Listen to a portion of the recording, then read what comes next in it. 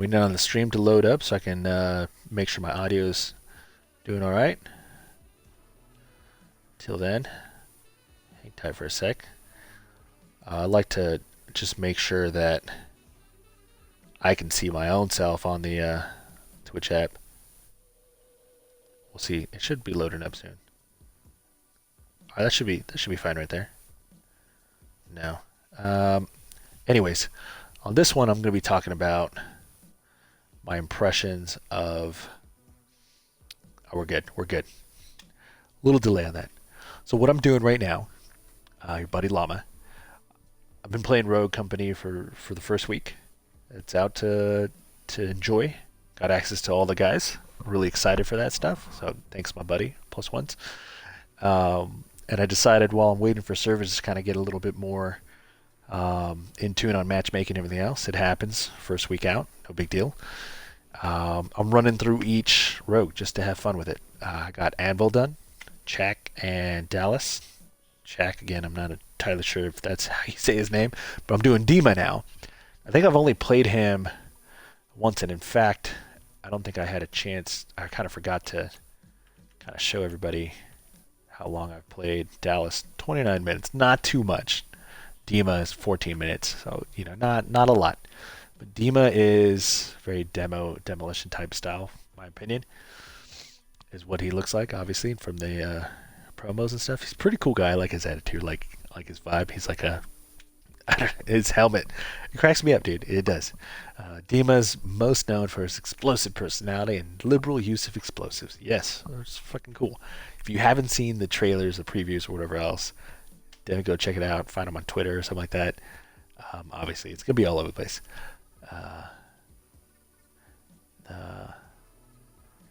I don't know if it's a MIRV launcher. I'm going with that. Oh, and his launcher ability. Equip a devastating cluster grenade. I haven't been able to really confirm if it hits on impact kind of thing. It does damage. It's more of like a splash from what it looks like. And his passive burn is pretty cool. Helps kind of inform your team. Enemies you down are revealed to your team for a short duration. Pretty valuable passive. And I like that it's a passive because some people have to pick it up as a skill. KA-30 is a pretty solid weapon. Mama's a pretty solid weapon. I think he's pretty cool to play with because he's just got a good arsenal. I think he's just definitely one of those things, one of those guys that you can just kind of pick up and run with. KA-30 is just pretty solid. It's got some good damage, good fire rate. Range could be better, but it's a very AK type, so you got to be up close a little bit. That being said, depending on your play style and the game mode that you're playing, one of them will provide enough funds to get a primary. If not, you're stuck with the executioner for the first part. No big deal. Save up. If not, any one of the primaries I think is pretty good. Reload time on the Mamba is a little bit better, just a little bit. Mag size, pretty solid, pretty solid. So either one is pretty good. You got 2 more bullets, which could make it break a deal.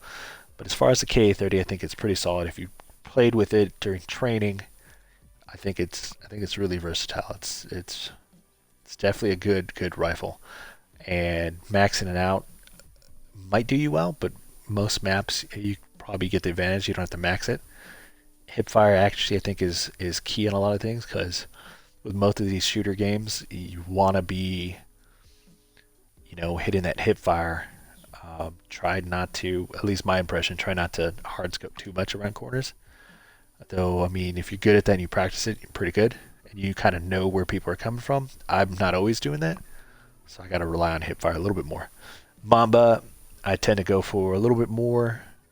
The DMRs I like on most of the rogues.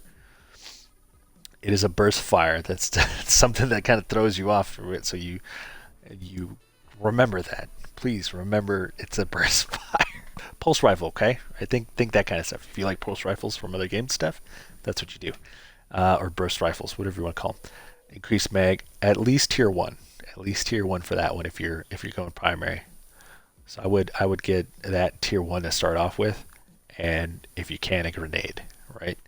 EMP, it just depends. I think early rounds, you don't know what you're dealing with unless you know the other team's going to be dropping down gadgets.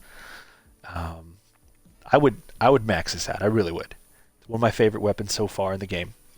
Mamba maxed down tier 3 is pretty solid. Executioner is a good. I mean, it's a good semi-auto pistol. It really is, and it's good to, obviously switch to a secondary before you reload. And at least tier 1, I guess. Not so much this, not so much that, but tier 1, unless you're just running sidearm like a crazy man, woman, whatever. Throwing axe, I guess, is good. I'm not the guy that you're going to be asking about melees or throwing weapons, throwing speed. But if you like it, I think a lot of the max tiered weapons are pretty good if you're going to be using them. EMP grenade gets situation. It's a situational type thing. It just depends on the other team, right? I don't usually use it too often, unless you're doing demolition and you've got somebody who's using some gadgets that you might want to disable. Grenade, it's always a good one. If you can only start off with your sidearm or your secondary and you need something else, I would go grenade at least, because that can make a difference if someone's behind cover or something, right? I wouldn't really mess with the tiers on this unless you're really getting some good use of it. Again, a lot of the gadgets in this game so far is just kind of preference. Perks wise, carry more ammo. I have yet to really need that on any of the rogues so far, so I don't really go for that, but it's good. Deal more damage to equipment. Again, I think that's kind of why I hesitate on taking that as a perk early on in the rounds. And it's kind of with other games. If you notice someone's using more gadgets or something, or equipment, then go for it. But it just depends on your play style. For whatever reason, I would go KA 30 and this perk, just because I want to have that distance if I'm taking out other people's equipment stuff. We'll see, especially if there's an anvil and he drops his frickin' shield, then yeah. This is also probably a good one. Again, I'd imagine most people might be using him to kind of push the enemy a little bit. Swap reload might work out pretty well. I think that's a pretty cool perk. This might be really good. I like to kind of push and then drop back into cover. I'll let you kind of heal a little bit quicker. Downing enemy, replenish, I've mentioned a couple times. It's a hit or miss. And life drain. These two, I think it's just situational. Like, downing an enemy, you're gonna. Team shooting is definitely a big thing in this game so far. As with most of these games, where you got to rely on your team heavily and a good balanced team. These ones kind of just depends. I think I've seen someone use this, or what it looked like using this, if they found they're doing a lot of 1v3s, 1v2s, and they can hold their own. This will definitely, you down somebody and you still got more ammo. I think that's pretty good. As far as that though, he's all, again, my personal thing is the Mamba. I really like that, but the K30 is pretty solid. I have no complaints about any of his stuff. I just don't use melee enough to really give people a thought on it. And then his ability is the only thing I'm not like 100% on. You kind of want to hit somebody in a pinch. I would kind of be cautioned on trying to go for direct hit damage on this. It seems like it's more of an area thing, but his passive is really cool. It allows you to be kind of a good point of communication on your team stuff. But that's all I got on Dima. Pretty solid guy. And we'll get to Glitch. I didn't get to use him too often, so I'll just give you my impression of him so far. Alright, I'll be back.